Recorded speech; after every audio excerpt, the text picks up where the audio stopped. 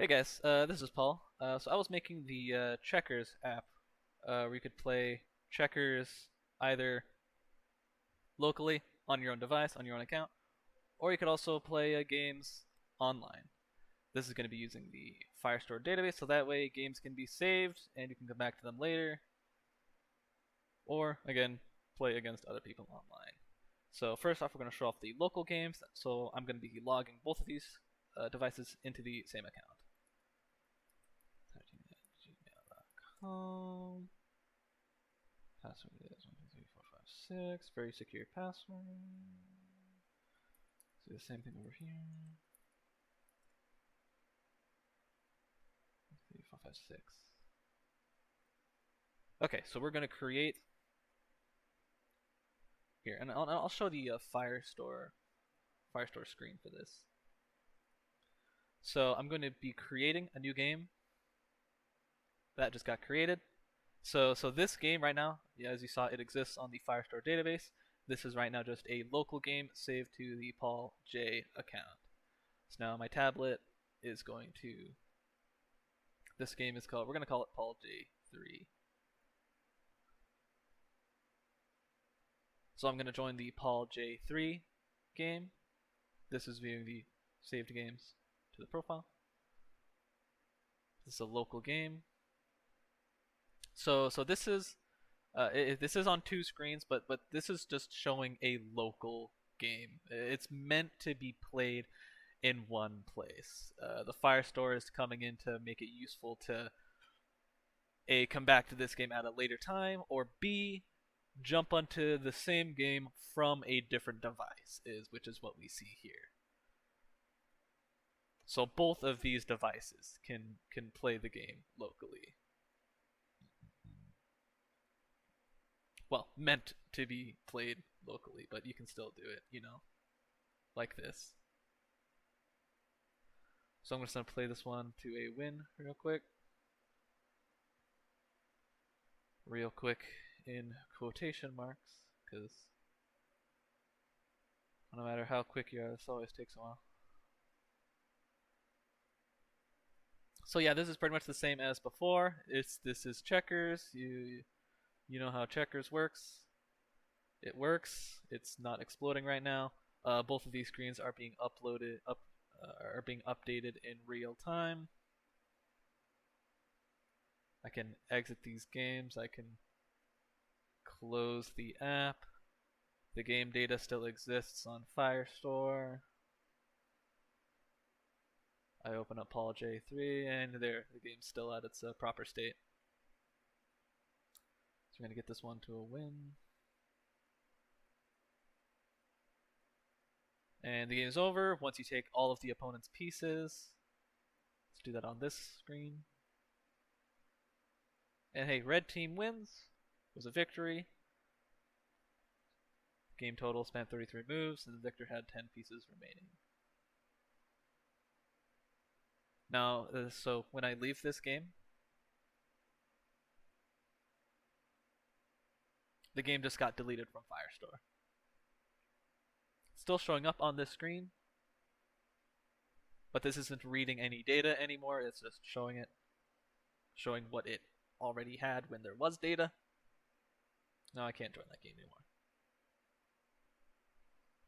So now we're going to just continue the game that was previously there. This is a local game, the Paul J account. And same as before. So now we're going to show the draw feature. Red offered a draw, red moves, and now black can accept the draw. The reason I have the player move first before the other player can accept the draw in a local game is that, in a local game, I don't know, it just seems kind of weird to me for like a person to just be able to push the draw button and then go directly to the result of a draw. This kind of at least makes it a little bit easier to require the consent of both players to accept the draw. So one player does their draw, does their move, hands the device over to the other person, and then they can accept the draw.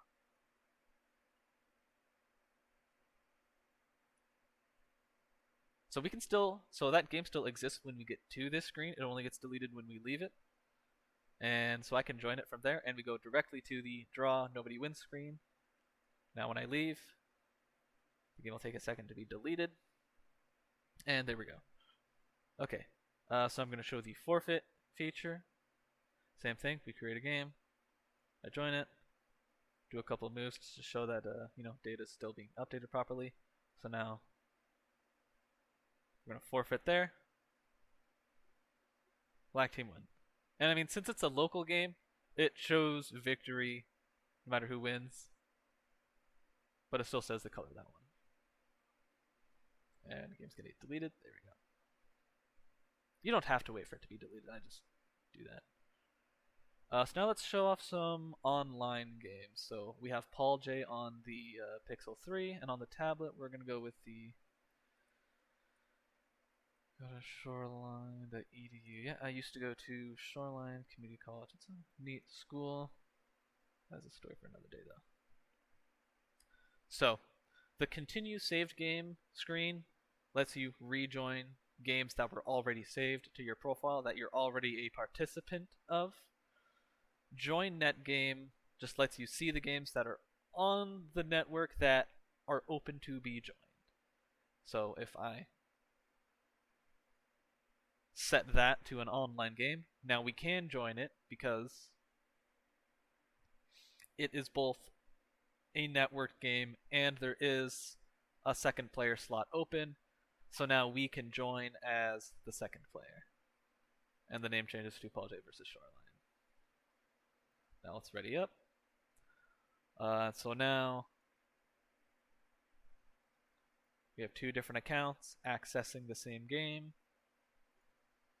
I don't think I'm going to play this one all the way until finish because that's kind of takes a while. I don't know, I seem to be on a roll here. If we have time left over, I'll show a game to completion. So I'm just going to show how the draw system works. So now red can offer a draw. That's Paul offered a draw. And as soon as I did that, Shoreline can accept that draw. And we can keep playing.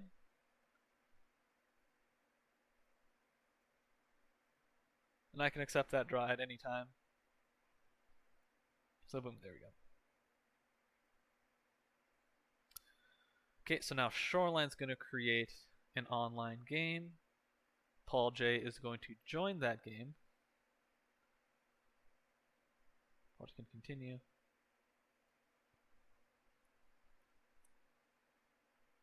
So both players are going to ready up. Now we're in the game. Another feature I want to show is the My Turn Only button. So what this does, excuse me, is it filters this list to only show games where it is the local logged in player's turn. So right now, Shoreline created this game. So Shoreline is red team goes first, so it is Shoreline's team, not Paul's turn. It's Shoreline's turn. So Shoreline can move. So right now, it's not my turn yet, but now when I do move, it's showing up there. So that way you don't have to keep checking this app a million times, over the course of like a month to finally find the day that, oh, my opponent actually moved. And same thing here. Paul J versus Shoreline. My turn only. It is my opponent's turn, not mine. So once I do move, there we go. Cool. Oh, wrong button. There we go. Now I'll show the forfeit option. Let's have Shoreline forfeit. Shoreline lost, and Paul J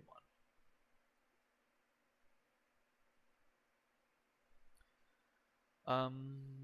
I think that's pretty much it for the app itself. Now I can start to talk about how it works. So this is the Firestore structure. We have two main collections. We have a users collection and a games collection. They're stored separately. Each document in the games collection represents, the document has, fields for the game's status. Each game document has a collection of players. Each player document has fields for the player. Each player has a collection of units, and each unit has unit data. So each one of these documents represents the checkers process object.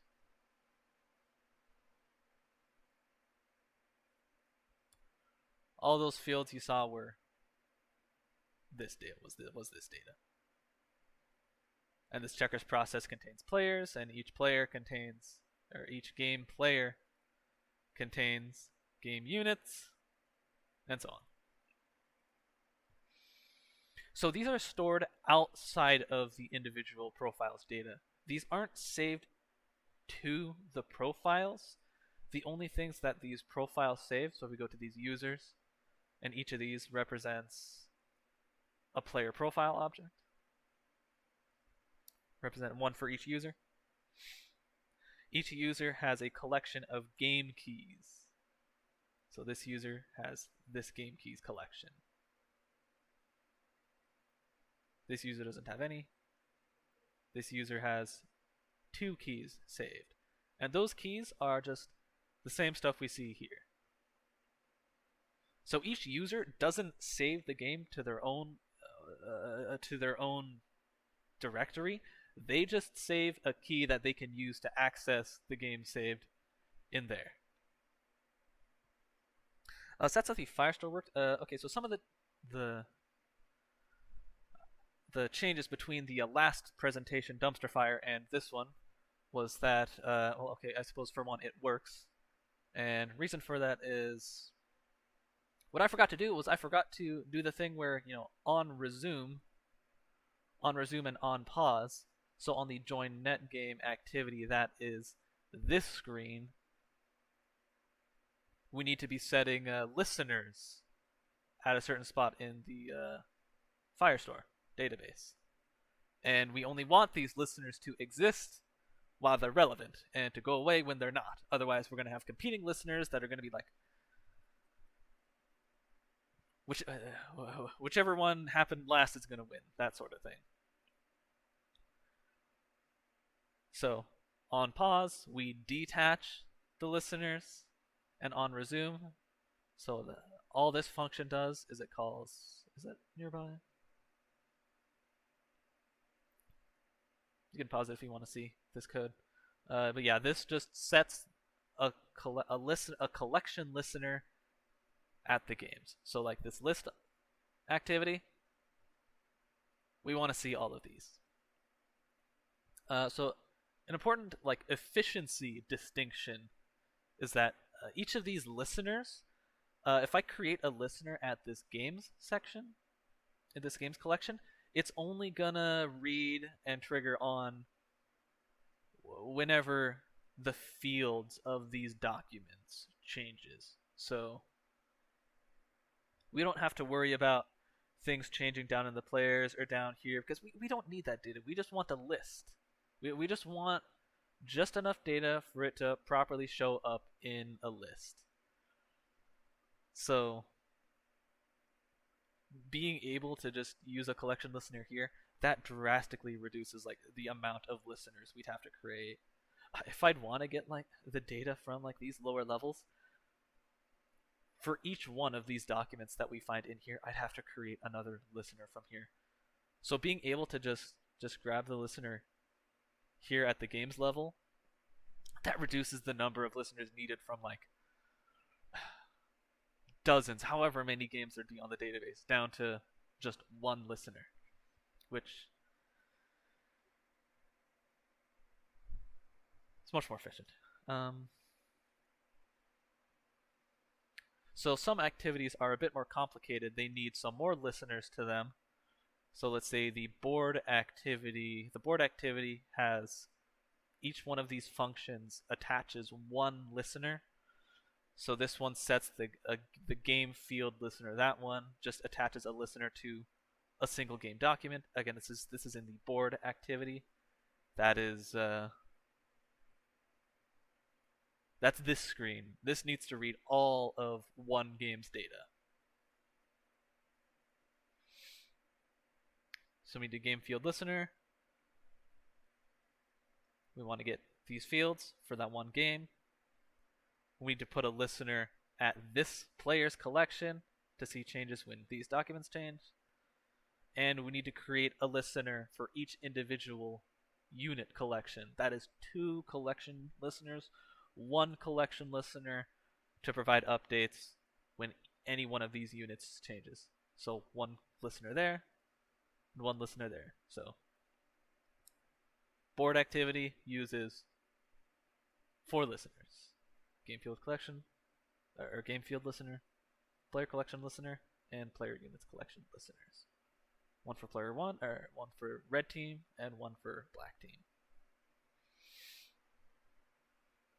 Another big change is the game setup activity. This one was making all sorts of neat things happen. So right now, that name change, is only going to be saved when I push that button. And this online game switch here, that only updates the game data when I click it. Before, I was having the listeners for this game set up. Those were being triggered anytime these values change. Anytime this changed, anytime the program's code ended up changing that, like we read updates, something else, some other source changed this game's data, so we read that. This activity reads that changes the value here. That would have triggered another save to Firestore. We read that change to Firestore. And so it created this infinite loop of constantly being changed back and forth. So now it only gets saved on user input. Very important to keep this from breaking. So I think that's pretty much it for what I wanted to go over. Can I see my running time? How much time do I have? No. Okay, never mind then. So I'll just cut it here.